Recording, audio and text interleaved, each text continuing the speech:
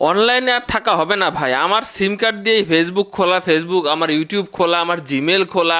আমার ভাই 5টার বেশি সিম লাগে।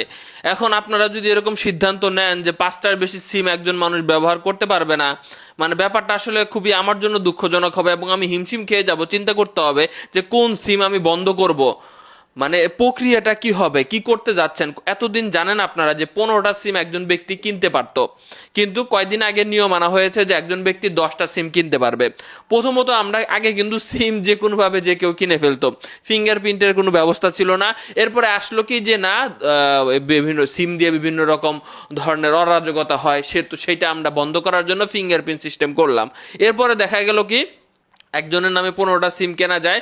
সো দোকানদাররা যেখানে আপনি সিম মানে কিনতে যান সেখানে তারা আপনাকে না জানিয়ে ফিঙ্গারপ্রিন্ট দিয়ে সিম আপনার কিনে রাখে এবং সেটা বেশি দামে বিক্রি হয় এবং সেসব সিমগুলো দিয়েই অপরাধ সংগঠিত হয়। সো বোকা মানুষকে সবসময় বোকা বানানো সম্ভব, এটা তো সত্য। এখন আপনারা সেটা 15টা থেকে 10টা করছেন। এখন বৈঠকে সিদ্ধান্ত হয়েছে যে আপনি একজন ব্যক্তি 5টা সিম ব্যবহার করতে পারবেন। এটা খুবই তাড়াতাড়ি বাস্তবায়ন করার জন্য তারা কাজ কাম এগিয়ে যাচ্ছে। আপনার কাছে প্রথম প্রশ্ন আসি, এরপর আলোচনা আসি যে একজন ব্যক্তির নামে মানে 5টা সিম সে ব্যবহার করতে পারবে, কিনতে পারবে, এটা আপনার জন্য কি ভালো হইলো নাকি কেমন হইলো কমেন্ট বক্সে লিখবেন।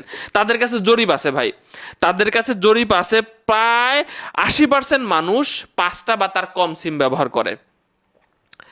আর 15-16% মানুষ যারা আছে তারা হচ্ছে 10টার মধ্যে সিম ব্যবহার করে। মানে আমাদেরকে সংখ্যায় গোনাই ধরতেছে না ভাই।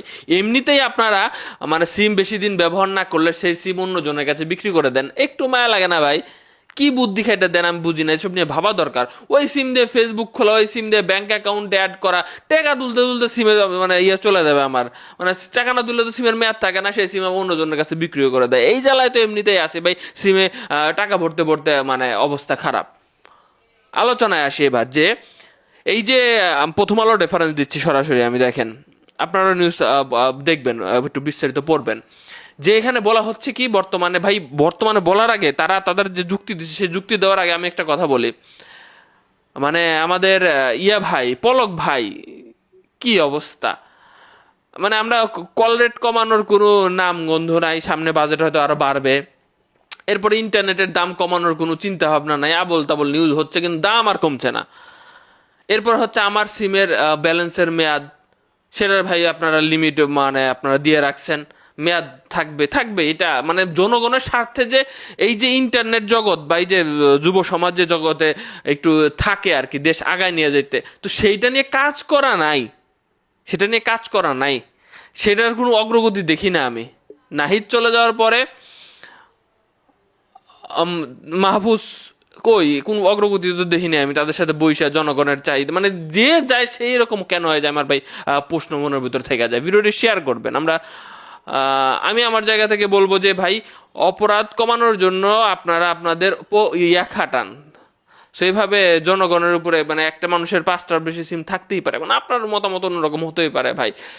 তো এখানে এইটা মানে সিম নাকি ক্লোন হচ্ছে, বিভিন্ন রকম ভাবে সিম দিয়ে নাকি বিভিন্ন জায়গায় কথাবার্তা বইলা সিম দিয়ে অনেক ধরনের সমস্যা তৈরি হচ্ছে, এটা বলা হচ্ছে আর কি।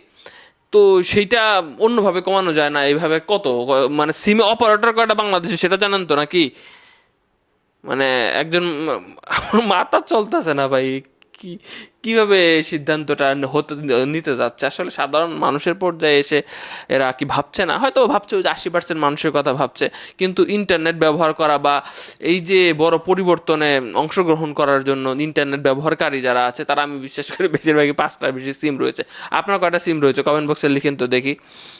আপনার মতামত ভাই ভিন্ন হতে পারে, হতে পারে, কিন্তু আমার আমার তো কষ্ট লাগছে। আমার নামে 8টা সিম আছে, 10টা যখন করলেও মনে করলাম যে না ঠিক আছে। এবার আসেন আমি আপনাদেরকে বুদ্ধি দিই, যদি আপনি চান যে আপনার সিমটা ভাই, আপনার অনেকগুলো সিম রয়েছে, আপনি সিমটা বন্ধ করতে চান, আপনার এনআইডি থেকে বাদ দিতে চান, তো সেক্ষেত্রে আপনি কি করবেন? আমি গ্রামীণ ফোন কাস্টমার কেয়ার যে লাইভ চ্যাট আছে তাকে বললাম যে আমার সিম থেকে আমার এনআইডি কার্ডের সাথে আমি সিমটা বাতিল করতে চাই, কি করতে পারি? সো ওরা বললো যে আমাদের নিকটস্থ গ্রামীণ ফোন এক্সপিরিয়েন্স সেন্টার, গ্রামীণ ফোন সেন্টারে যান আপনি, সেখানে গেলেই আপনি হবে, আপনার ফিঙ্গারপ্রিন্ট প্রয়োজন হবে, আপনার এনআইডি কার্ড দিয়ে আপনার রেজিস্ট্রেশন করা আছে, সে ফিঙ্গারপ্রিন্টের প্রয়োজন হবে, কোনো টাকা পয়সা লাগবে না, আপনি আপনার সিমটা বাতিল করতে পারবেন। এই হচ্ছে প্রসেস। আপনার সিমটা যদি আপনি আগে ভাগেই, যেগুলো প্রয়োজন নাই, বাতিল করতে চান, এখন তারা সামনে যদি পাঁচটা করে, তারা অটোমেটিকলি নিজে নিজে সিদ্ধান্ত নেবে নাকি যে ভাই মানে পাঁচটা নিজেরাই করে দেবো যে কোনো সিম, এটা তো হওয়া উচিত না, আমি যেটা মনে করি আর কি। আর এখানে নবায়নের একটা বিষয় আসছে, যে 1 বছর পর পর নবায়নের একটা সুযোগ থাকবে। এটা কোন নবায়নের কথা বলতেছে, এই বিষয়ে একটু ক্লিয়ার হইতে হবে, যে 1 বছর পর পর কি আমাদের সিমটা আপডেট করতে হবে, সিমের তথ্য আপডেট করতে হবে, নাকি 1 বছর কেউ না চালাইলে সে সিমটা বিক্রি করে দেওয়া হবে, এরকম কোনো নিয়ম কানুন জানি না আমি। তো সামনে আরো বিস্তারিত হয়তো বা আসবে।